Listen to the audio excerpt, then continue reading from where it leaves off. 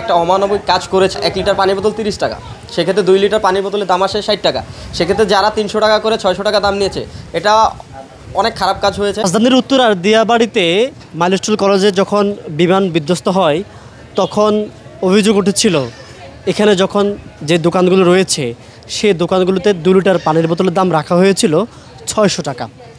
কিন্তু আসলে এটি নিয়ে যারা এখানের স্থানীয় দোকানদার রয়েছেন তাদের মধ্যে মিশ্র প্রতিক্রিয়া রয়েছে। তারা বলছেন যে এমন একটি অভিযোগ সত্য নয়।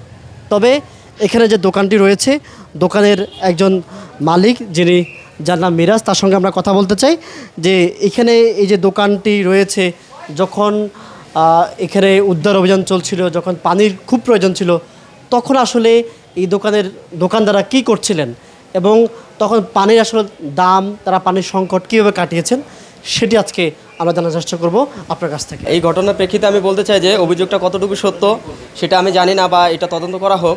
তবে আমি আমার দিক থেকে, আমার এখানে 2টা ব্যবসা প্রতিষ্ঠান আছে মাইলস্টোন স্কুলের গেটের সামনে, সেদিক থেকে আমি ক্লিয়ার করে সবাইকে বলে দিতে চাই যে মাইলস্টোন স্কুলের আশেপাশের কোনো ঘটনা এটি না, এটি সম্পূর্ণ মিথ্যা। যদিও কোথায় হয় হয়তো বা পুরনো, না হয় সেটা অন্য কোথাও হয়ে গেছে, বাট আমি আমার দিক থেকে আমি সম্পূর্ণভাবে দর্শকদেরকে ক্লিয়ার করে বলতে পারি যে এই যে ছোট ছোট বাচ্চাগুলো এরা সবসময় আমার দোকানে আসতো। এরা যেমন স্কুলে একটা কোলাহল লেগে থাকতো, আমার দোকানে সকাল থেকে বিকাল অবধি আমার দোকানে একটা কোলাহল লেগে থাকতো। আমি তাদের সাথে অনেকটা স্মৃতি জড়িত সময় পার করেছি। সেক্ষেত্রে আমি সেদিক থেকে বলতে চাই এই যে একটা অমানবিক কাজ করেছে যারা যারা করেছে, একটা পানির বোতল 1 লিটার পানির বোতল 30 টাকা, সেক্ষেত্রে 2 লিটার পানির বোতলের দাম আসে 60 টাকা, সেক্ষেত্রে যারা 300 টাকা করে 600 টাকা দাম নিয়েছে, এটা অনেক খারাপ কাজ হয়েছে। বান্ডেল থাকলে প্রতি সেনমানিতে টাকা বাঁচবে। বিকাশ সেনমানি বান্ডেল কিনে জিতুন প্রতি লেনদেনে। এই কাজটা এখান থেকে করা হয় না।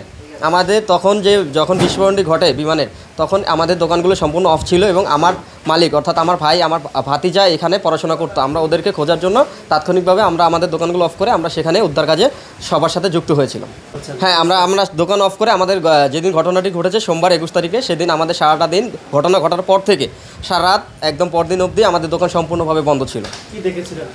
তখন আমরা যখন সাথে সাথে বিস্ফোরণটি ঘটে তখন আমরা আন্দাজ করতে পারিনি। আমরা হয়তো ভাবছিলাম কোনো ট্রান্সফরমিটার বা অথবা কোনো গ্যাস সিলিন্ডার ব্লাস্ট হয়েছে। স্কুলের শিক্ষার্থীরা দৌড়ে দৌড়ে আসতেছিল, বাট কেউ কিছু বলতে পারতেছিল না। তখন আমরা সবাই আশপাশের লোকজন আতঙ্কিত হয়ে পড়ি যে কী সমস্যা হয়েছিল ভিতরে।